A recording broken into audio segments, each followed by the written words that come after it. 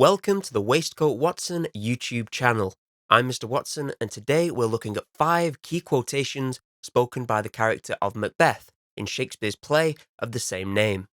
Macbeth is a Scottish nobleman who, spurred on by the prophecies of 3 witches and the ambition of his wife, murders the King of Scotland in order to seize the throne.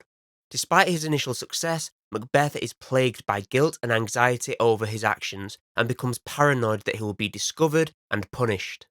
This leads to further murders and a cycle of violence and betrayal that ultimately leads to Macbeth's downfall. So, without further ado, let's have a look at 5 key quotations spoken by the character of Macbeth. Stars, hide your fires. Let not light see my black and deep desires. Act 1, Scene 4. At this point in the play, Macbeth has just been told by the witches that he will one day be king. This news has sparked his ambition and desire for power, and he is determined to make it a reality no matter the cost. The quote also foreshadows the lengths to which Macbeth will go in order to achieve his goals, including committing murder. He wants to conceal his true intentions and keep them hidden from the world.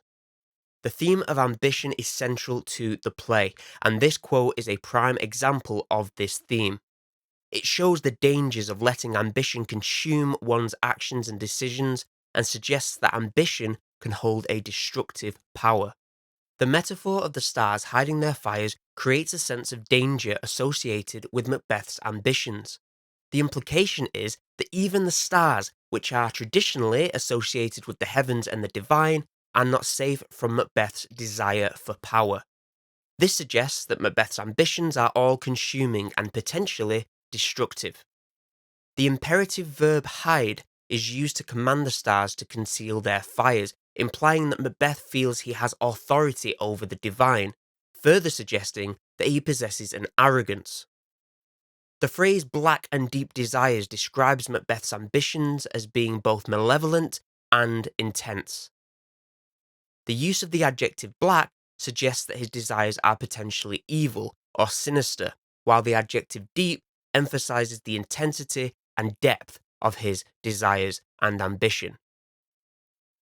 I have no spur to prick the sides of my intent, but only vaulting ambition, which overleaps itself and falls on the other.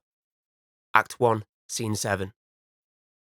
In the context of the play, this quote is a significant moment as it marks the point at which Macbeth begins to embrace his ambition and sets in motion the tragic events that will unfold.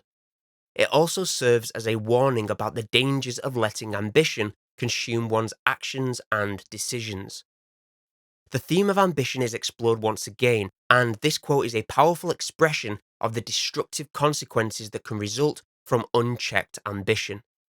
The phrase vaulting ambition describes Macbeth's desire for power as being overreaching and potentially destructive. The verb vaulting suggests that Macbeth's ambition is attempting to surpass or overcome obstacles, while the use of the noun ambition emphasizes the intensity and focus of his desire. The phrase, which overleaps itself and falls on the other, further develops the metaphor of ambition as a potentially destructive force. The verb overleaps suggests that Macbeth's ambition is attempting to surpass or overcome limits, while the phrase falls on the other suggests that it is ultimately self-destructive and will cause harm to others. I'm in blood, stepped in so far that, should I wade no more, returning were as tedious as go over. Act 3, Scene 4. In the context of the play as a whole, this quotation marks a turning point for the character. Up until this point, Macbeth has been struggling with guilt and anxiety over the murders he has committed, and he has been trying to justify his actions to himself and others. However, with this quotation, Macbeth reaches a point of resignation and acceptance of his fate. He recognizes that he cannot undo the harm he has caused and that it is easier to continue down the path he has chosen rather than try to turn back. This acceptance sets the stage for the tragic events that will unfold in the remainder of the play, as Macbeth becomes more deeply entrenched in violence and betrayal in an attempt to maintain his hold on the throne. In terms of theme, this quotation speaks to the theme of guilt and the consequences of one's actions. Macbeth is struggling with the weight of his guilt and the realization that he cannot undo the harm he has caused. It also touches on the theme of fate and the idea that once certain actions have been taken, it is difficult to change the course of events that follow. The phrase, "I am in blood," serves as a metaphor for Macbeth's guilt and involvement in the murders. The verb stepped suggests that Macbeth has consciously chosen to become involved in these events, while the phrase "so far" emphasizes the extent of his actions and just how far he's gone. The phrase "should I wade no more" suggests that Macbeth is considering stopping his involvement in the murders, while the phrase "returning were as tedious as go over" shows his acceptance of his fate and his belief that it is easier to continue down the path he has chosen rather than try to turn back. It is a tale told by an idiot, full of sound and fury, signifying nothing.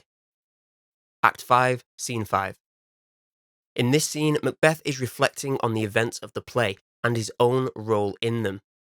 The murders and betrayal he has committed have taken a heavy toll on him, and he is struggling to find any sense of purpose or meaning in his life. He has reached a point of resignation and despair.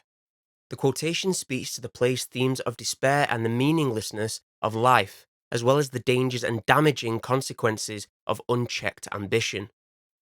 The metaphor of life being a tale told by an idiot suggests that it is foolish and lacks sense or purpose, while the phrase "full of sound and fury" describes the chaos and emptiness of life. The phrase "signifying nothing" is a particularly powerful expression of Macbeth's despair, as it suggests that even the most intense and chaotic events in life ultimately have no meaning or purpose. This quotation highlights the destructive consequences of the character's actions and the emptiness and despair that result from the pursuit of power and ambition. Lay on, Macduff, and damned be him that first cries, "Hold, enough!" Act 5, Scene 8. Macbeth is engaged in a final battle with Macduff, a nobleman who has come to avenge the death of his family at Macbeth's hands. Macbeth is urging Macduff to continue fighting and is expressing his willingness to accept death as a consequence of his actions.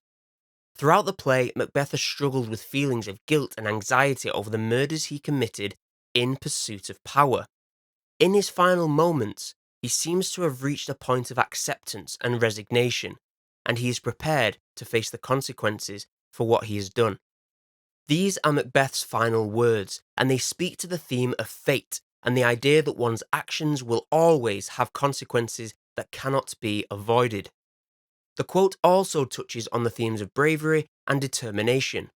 In urging Macduff to continue fighting, Macbeth is showing his willingness to face the challenge of battle and is showing his determination to see it through to the end.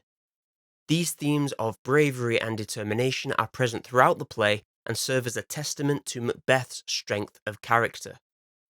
The imperative verb "lay on" is an order for Macduff to continue fighting and suggests Macbeth's willingness to face the challenge of battle. It's significant that this is delivered as an imperative, as it shows Macbeth's determination to see the battle through to the end and his refusal to back down. The use of the verb "damned" is particularly powerful, as it suggests that Macbeth is willing to accept the consequences of his actions, even if that means facing damnation.